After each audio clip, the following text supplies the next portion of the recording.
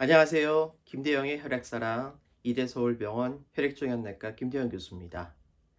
오늘은 철결핍 빈혈을 이해하는 데 중요한 개념인 철분 대사에 대해서 간단하게 설명드리겠습니다. 우리 몸에는 철분이 약 3000mg 정도가 포함되어 있습니다. 이 3000mg 중에서 혈액 중에 산소 공급을 담당하고 있는 적혈구에 1800mg 정도가 들어있고요. 간, 비장과 같은 중요한 장기에 1000mg 정도가 들어가 있고, 나머지 200mg 정도는 우리 몸의 다양한 장기, 피부, 장세포 이런 세포 안에 들어가서 세포의 신진대사를 관리해주는 역할을 합니다. 아주 재미있는 사실은 우리 몸의 철분은 이 3000mg 정도가 항상 일정하게 유지되게 되어 있습니다.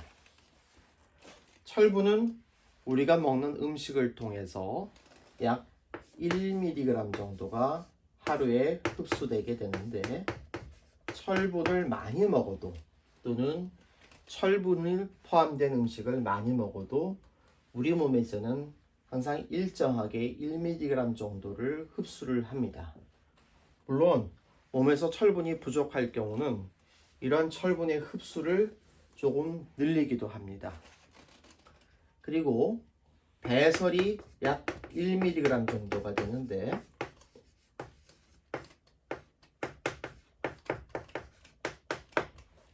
주로 우리 몸에서 배설되는 경로가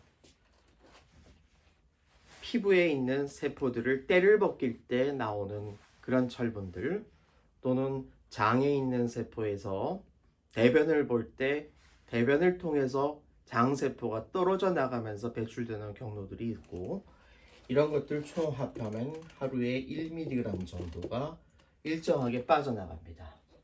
그래서 이런 흡수와 배설이 항상 일정하게 유지가 되고 평행 상태를 이루기 때문에 건강한 남성 성인의 경우는 항상 이 밸런스가 유지가 되면서 우리 몸의 철분 총량을 일정하게 유지시킬 수가 있죠. 그런데 뒤에 이제 여성의 철결핍 빈혈에서도 다시 한번 설명을 드리겠지만, 여자분의 경우는 조금 상황이 다릅니다. 우리가 장이나 피부를 통해서 빠져나가는 철분 외에도 여자분들의 경우에는 하루 총량 3mg 정도가 빠져나가게 되는데, 특히 청소년기 이후 생리를 시작한 이후부터 폐경에 오시는 40대 후반, 50대 초반, 50대 중반까지 생리혈을 통해서 빠져나가는 양이 상당히 많아서 결국 여자분들 중에 이런 가임기에 있는 여성들은 3mg 정도가 매일 빠져나가게 됩니다. 결과적으로 성인 여성, 특히 가임기에 있는 여성들은 들어오는 철분의 양에 비해서 나가는 철분의 양이 항상 많기 때문에 전반적으로는 마이너스가 되는 거죠. 그래서 저는 흔히 진료실에서 가임 여성의 몸을 밑 빠진 독과 같다 이렇게 표현을 합니다.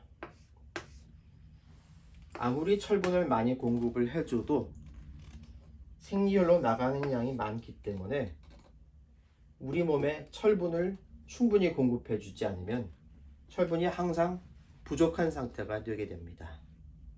그래서 이러한 이유 때문에 가임기 여자분들, 생리를 하시는 여자분들은 많은 수가 철분 결핍 빈혈을 가지고 있고, 그 정도와 증상이 조금씩 차이가 나지만 대부분의 가임기 여자분들이 철분을 꼭 드셔야 되는 그런 이유가 되는 겁니다. 철분이 부족하게 되는 대표적인 원인으로는 첫 번째는 철분 자체가 공급이 모자른 경우가 있습니다. 이 공급도 두 가지로 나눌 수 있습니다.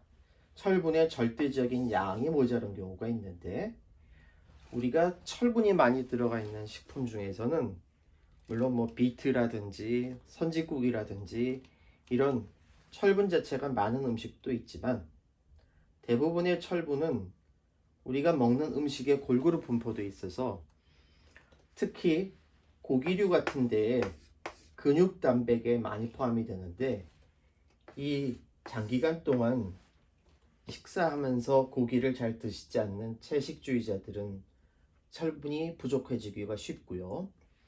두 번째는 흡수 자체가 안 되는 경우가 있습니다. 대표적으로 위 수술을 하신 분들은 철분을 흡수하는 과정에 산성도가 굉장히 중요한데, 위산이 나오지 않게 되면서 위산에 들어가 있는 산성도가 철분의 흡수에 중요한 상황인데, 산성도가 유지가 되지 않기 때문에 철분이 잘 흡수가 되지 않아서 위수술을 한 이후에 보통 5년에서 10년 정도가 지나면 철결핍 빈혈이 생깁니다. 또 철분이 흡수되는 장기는 우리가 장이 굉장히 긴데, 그 중에 소장의 맨 끝에 보면은 결장이라는 부분이 있어요. 이 결장에서 흡수가 되는데, 이 결장 부위를 어떤 질환에 의해서 수술을 하셨다든지, 또는 결장에 소화기 계통의 병이 있어서 흡수가 안 되는 경우가 있습니다. 대표적으로 크론씨 병이라든지 궤양성 장염 같은 질환들이 있는데, 이런 질환을 가지고 계시는 분들은 또 철분 흡수가 잘 안 되면서 철분 결핍이 되기도 합니다. 근데 실제로는 이런 철분 공급의 문제보다는 철분 배설이 많아서 생기는 경우가 더 많습니다. 앞서서도 말씀드렸지만, 철분이 여성에 있어서는, 생리를 하는 여성에 있어서는 계속 생리혈을 통해서 혈액이 빠져나가기 때문에 철분이 부족해지는데, 그래서 대표적으로 여성의 생리가 하나가 원인이 있고요. 생리를 하지 않는 폐경이 지난 여자분이나 아니면 남성의 경우에는 장의 어디에선가 철분이 계속 새면서 이런 철결핍 빈혈을 일으킬 수 있는데, 그래서 철결핍 빈혈이 있을 때 폐경이 지난 여자분이나 또는 남자분의 경우에는 반드시 위나 장 내시경 검사를 해서 위 장에서 피가 새는 곳이 없는지를 확인해야 되고, 특히 나이가 드신 분들의 경우는 이러한 피가 새는 원인 자체가 위암이나 대장암 때문에 생길 수 있기 때문에 철결핍 빈혈은 이런 암 진단을 하는 데 있어서도 굉장히 중요한 조기 진단의 검사 결과가 되겠습니다. 한 가지 부연해서 말씀드리면은, 철분이 흡수되는 경로에서 철분 흡수를 방해하는 성분들이 있는데, 우리가 흔히 드시는 녹차, 홍차와 같은 차 속에 들어가 있는 탄닌이라는 성분이 철분 흡수를 방해합니다. 그래서 차를 장복하시거나 많이 드시는 분들의 경우에는 철분 흡수를 방해할 수 있고요. 반대로 비타민C는 철분 흡수를 도와주는 역할을 합니다. 그래서 철결핍성 빈혈이 있으면서 철분을 드셔도 잘 좋아지지 않는 분들은 비타민C를 같이 드시면 도움을 받을 수가 있겠습니다. 자, 정리하겠습니다. 우리 몸의 철분의 총량은 약 3000mg 정도이고, 그 중에 상당수의 많은 양이 적혈구에 포함되어 있습니다.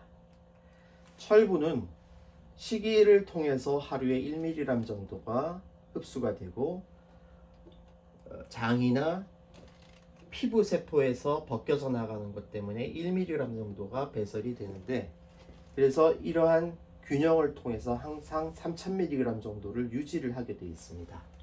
하지만 생리를 하는 가임기 여자분들은 3mg 정도가 빠져나가기 때문에 항상 철분이 마이너스 상태로 유지가 되고요. 그래서 대표적으로 철분이 부족해질 수 있는 원인 중에서는 이러한 공급이 부족하거나 흡수가 잘 안 되는 문제도 있지만, 대부분의 성인에서는 이 배설이 많은 게 원인이 되겠고, 그 중에서 여자분들은 생리가 첫 번째 원인, 폐경이 오신 여자분들이나 남자분들의 경우에는 위암, 대장암을 포함한 이러한 소화기 내의 출혈을 반드시 확인을 해서 치료하셔야 됩니다. 철결핍성 빈혈의 이해에 도움이 되는 철분대사의 이해에 대해서 설명드렸습니다. 오늘도 혈액질환과 혈액암으로 치료받으시는 많은 환우분들과 가족들의 건강과 행복을 기원합니다. 감사합니다.